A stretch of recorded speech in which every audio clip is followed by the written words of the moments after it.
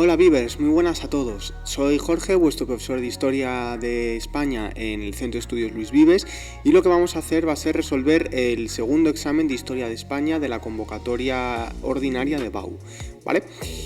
Bien, todo lo que vamos a ver ya sabéis que lo tenéis colgado en la propia página web, ¿vale? Simplemente vamos a hacer un breve recorrido para que veáis cómo sería.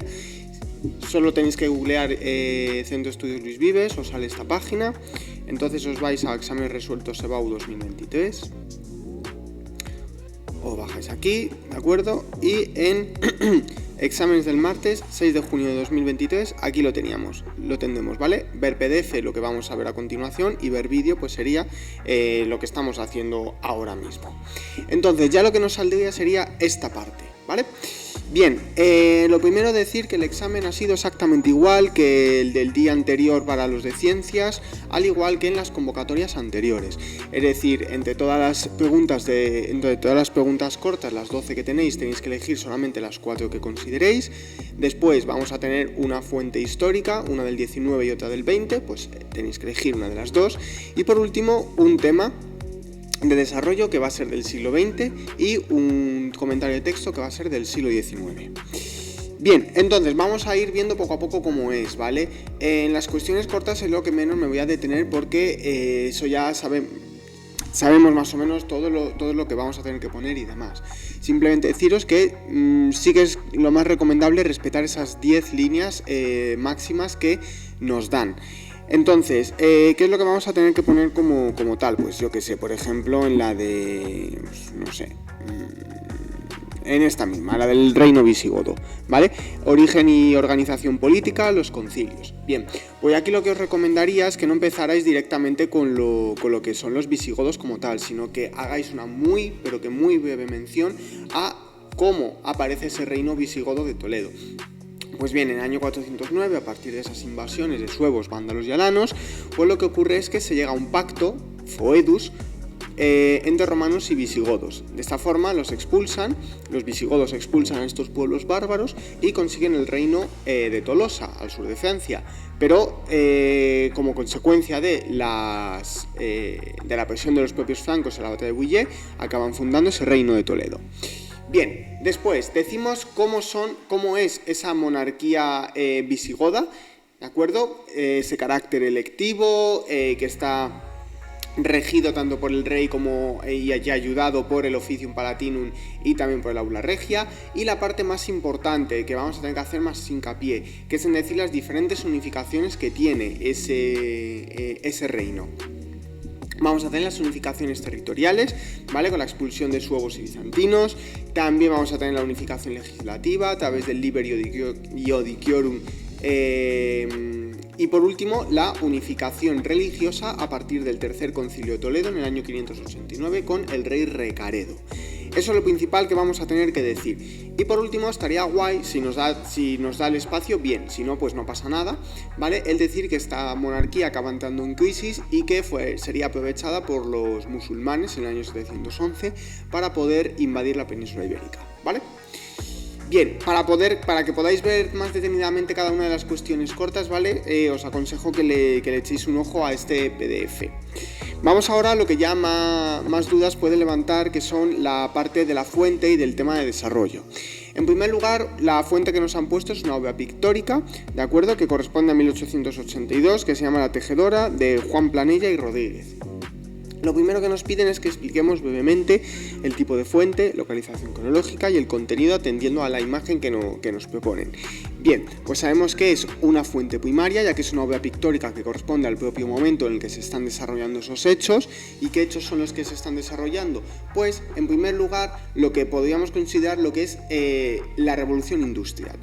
Ya sabemos que en España la revolución industrial fue más atrasada respecto al resto de países de Europa, especialmente a los de Europa del Norte. Sí que iremos más a la par con la revolución industrial portuguesa, italiana y también de la zona de Grecia, pero la española va a ir un poquito más atrasada. Bien, entonces lo enmarcaríamos, como nos están diciendo que es de 1882, pues lo enmarcamos en el reinado de Alfonso XII, ¿vale? De 1874 a 1885, durante ese periodo que es la revolución industrial. No estaría de más, ¿vale? No, si lo añadís estaría bien. Si no, pues tampoco pasa nada. El poner que lo que se está representando es a una niña que se encuentra trabajando en un telar mecánico, ¿vale? Bien, en cuanto a la pregunta número 2, nos dice: relaciona esta imagen con el desarrollo del movimiento obrero español durante la restauración borbónica del 74 a 1902. Bien, sabemos que esta va a ser la parte más importante del comentario. ¿Por qué? Porque ya sabéis que aquí se nos pide entre la pregunta 1 y 2 se nos pide una extensión máxima recomendable de 15 líneas. No pasa nada si en vez de 15 hago 16, ¿vale? No se ha muerto nadie, simplemente es una recomendación. Entonces, pero tampoco conviene pasarse. En cuanto a esa segunda pregunta, mi consejo es que sigáis, pues, como hemos dicho antes, ¿vale? En primer lugar, unos antecedentes, un desarrollo y unas consecuencias. De esta forma, ¿cómo surge la revolución industrial en España? Pues bien, nos tendríamos que remontar unos poquitos años antes, ¿vale? Durante el reinado de Isabel II, del 33 al 68, y especialmente a partir del 55, como con la Ley General de Ferrocarriles, es cuando se instala definitivamente la industria en la península ibérica. No sería recomendable que empezáramos ya a hablar directamente de la siderurgia o de la industria textil, no. Hagamos unos breves antecedentes, hablando de esa revolución industrial que se empieza a sentar de una forma definitiva con la Ley General de Ferrocarriles, ¿vale? Especialmente ya en el País Vasco con la siderurgia, en Madrid con la industria financiera y por último en la zona de Cataluña con la industria... esto es una errata, perdón. Cataluña no es siderurgia, es textil, es una errata, ¿vale? Asentándose así una economía capitalista con dos nuevas clases sociales, y aquí viene otra de las partes más importantes.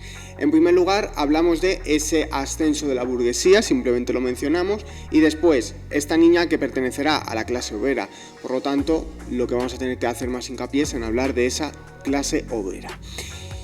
Bien, la clase obrera lo que vamos a hacer es relacionarlo con los movimientos obreros, con el socialismo y con el anarquismo, ¿de acuerdo? No nos vamos a poder explayar mucho, simplemente vamos a tener que decir qué era lo que reivindicaba cada uno de ellos. Principalmente el socialismo, que reivindicaba esa abolición de las clases sociales y de la propiedad privada, y por otro lado, el anarquismo lo que hacía era estar arraigada principalmente en el campo, sobre todo en el campo andaluz y también en ciertas partes de la industria catalana, y reivindicar el fin de cualquier tipo de Estado. ¿De acuerdo? Y ya por último lo que haríamos sería una conclusión de que, por ejemplo, ambos movimientos cada vez fueron mayores con la crisis del sistema de la restauración. Como cada vez hay más industria, pues cada vez hay más movimiento obrero. ¿Vale? Por otro lado, vamos a tener el tema de desarrollo. Nos hablan de la oposición a la dictadura, principales grupos y evolución en el tiempo y la crisis final del franquismo desde el 73 a la muerte de Franco. Bien, pues os recomiendo lo mismo, unos antecedentes, un desarrollo y unas consecuencias. ¿Qué antecedentes puedo poner aquí? Pues podemos hablar, por ejemplo, de esas primeras leyes que va a decretar Franco contra las ideologías contrarias a las del movimiento nacional, ¿vale? A las de Falange. Como va a ser, por ejemplo, la ley de responsabilidades políticas, o si no también la ley de represión de la masonería y del comunismo, ¿vale? Eso es lo que podemos poner como antecedentes. Y ahora ya vamos a la parte del desarrollo. ¿Qué tipo de oposiciones vamos a tener? Bien, yo aquí lo que he hecho ha sido hacerlo desde dos perspectivas, desde dos coordenadas, ¿vale? Desde la oposición exterior y, la más importante, desde la oposición interior. La exterior, principalmente, a través de esas instituciones republicanas que van a seguir en vigor, pero prácticamente nulas.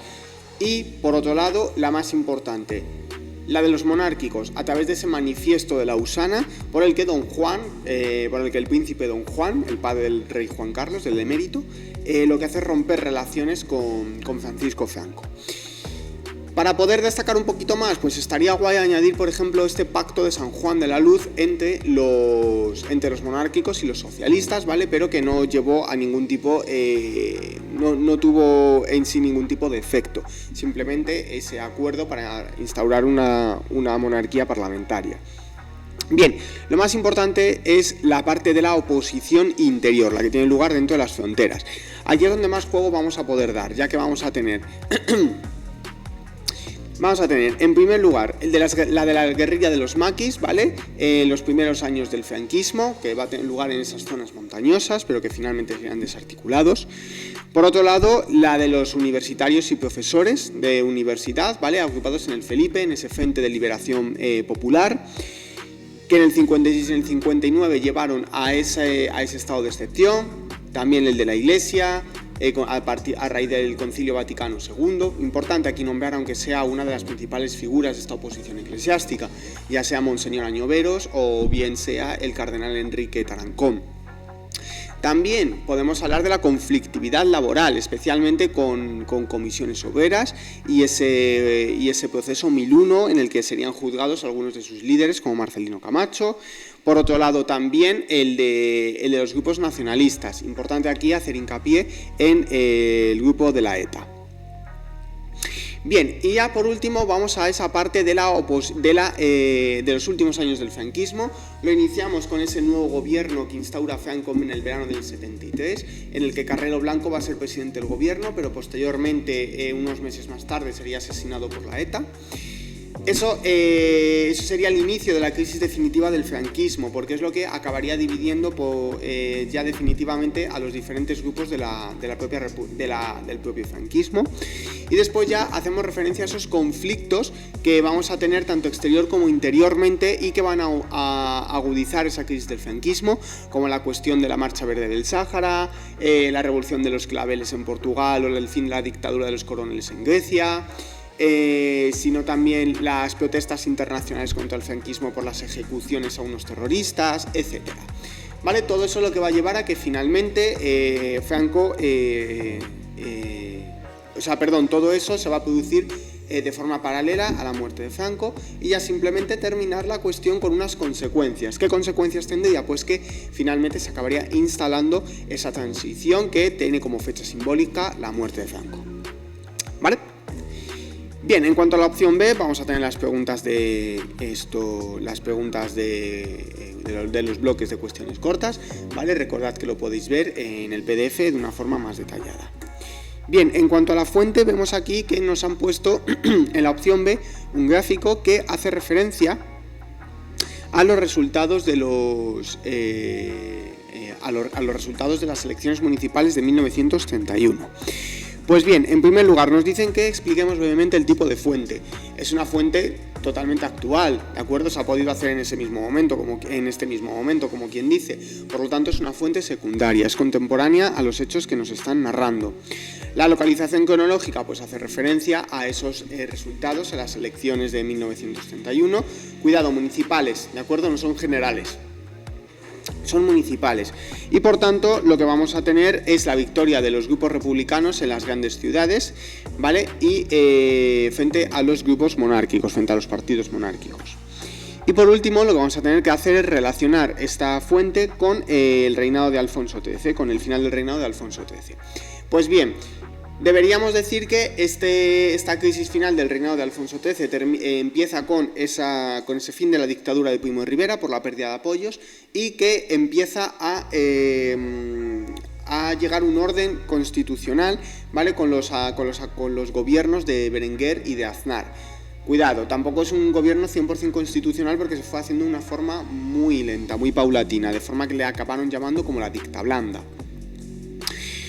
Bien, importantísimo, tenemos que hablar del Pacto de San Sebastián, en el que los diferentes grupos republicanos van a juntarse para poder dar un golpe de efecto contra la monarquía. Esos golpes de efecto van a tener lugar en unos golpes de estado que son los del aeródromo de Cuatro Vientos y los de Jaca, que terminan en fracaso, y ya por último esas elecciones de 1931 en las que resultan triunfantes, como hemos ya indicado anteriormente, los partidos republicanos. Esto a qué va a dar lugar a la proclamación de la Segunda República el 14 de abril de 1931, que va a durar hasta el 36, y por último el exilio de Alfonso XIII, ¿vale? Ese mismo día. Fácil, ¿no? Bien, y por último vamos a tener el texto. Como la pregunta de desarrollo que han puesto es de esto del siglo XX, pues el texto que nos han puesto es del siglo XIX. Se me ha olvidado indicarlo que tanto el texto como la pregunta de desarrollo tienen que ocupar entre todo lo que nos piden aproximadamente 50 líneas, ¿de acuerdo? Bien, entonces el texto es muy sencillo de reconocer, es el Convenio de Vergara, firmado en 1839 entre Espartero y entre Maroto. Entonces, en cuanto al resumen, pues lo que os he puesto aquí, ¿de acuerdo? No hace falta que entremos muy en detalle porque eso lo vamos a tener que hacer posteriormente, por tanto quedaría como muy repetitivo. Tanto Espartero como Maroto llegan a este acuerdo materializado en Vergara, que pone fin a la primera guerra carlista. Se establece que Espartero se compromete a que el gobierno conceda los fueros a los territorios levantados en armas, además de ofrecer posibilidades a los carlistas de ingresar en el ejército o si no de retirarse con una indemnización. Simplemente eso, ¿vale? No tenemos que entrar más en detalle. Con 4 o 5 líneas está bien, ¿vale? El resumen. Bien, en cuanto a las ideas fundamentales se suele pedir una aproximación de 10 líneas, más o menos, pero depende del tipo de texto. Bien, ¿cuál va a ser la idea fundamental aquí? Pues la idea fundamental va a ser el deseo de paz acordado entre Baldomero Espartero por parte de los liberales y por parte de los carlistas Maroto. Entonces, ¿qué es lo que se va a acordar? En primer lugar, se va a acordar uno de los principales motivos por los que los militares carlistas se levantaron en armas, ¿de acuerdo? Que va a ser esa... Recapitulo. La idea principal es ese acuerdo de paz llegado, ¿vale? Por el que los carlistas reconocen a Isabel II como esa... como reina legítima, ¿de acuerdo? Y por otro lado, otras ideas que vamos a tener es el reconocimiento de esa Constitución de 1837, al igual que también de de los acuerdos por los que los liberales se comprometen, especialmente Espartero, a llevar al Congreso, al llevar al gobierno que se mantengan los fueros en los que todavía los hay y no se eliminen. Especialmente cuáles van a ser, pues los de Aragón y los de Cataluña, y aquí estaría bien indicar esto, que fueron eliminados ya anteriormente con Felipe V. Entonces, en cuanto a otras ideas secundarias, pues vamos a tener lo del compromiso también para que los carlistas levantados en armas se ingresen en el propio ejército liberal, o si no, que poder ser indemnizados con sus correspondientes condecoraciones y demás. Bien, y en cuanto a la cuestión que nos ofrecen el reinado de Isabel II, 1833-1868, Primera Guerra Carlista. Pues bien, no empecemos a hablar ya directamente de la Guerra Carlista, digamos porque se da, y es por esa anulación de la ley sálica a través de la pragmática sanción por la que Fernando VII reconoce como princesa de Asturias a su hija Isabel. ¿Qué es lo que pasa? Que como la niña es muy pequeña, a la muerte del rey, quien va a ejercer la regencia va a ser su madre, María Cristina. Entonces esto va a ser lo que por lo que Carlos María Isidro, el hermano del difunto rey, se va a levantar en armas a través de ese manifiesto de antes. Bien, y ahora ya empezamos a hablar de la ideología. ¿Cuál va a ser la ideología carlista? ¿Dónde va a tener principal hincapié? Pues como habla de la defensa de los fueros, al igual que la defensa del tradicionalismo y de la defensa de los valores rurales, pues esto va a llevar a que los principales lugares en los que tenga apoyo va a ser en las zonas interiores de Cataluña, Aragón, Navarra, País Vasco, etc. Luego ya hablamos de los apoyos que va a tener cada uno, ¿vale? Esto es algo que no se suele decir, pero que es importante, ¿vale? Isabel II será apoyada por los liberales con potencias como por ejemplo Portugal o Gran Bretaña, mientras que los carlistas serán apoyados por las potencias absolutistas.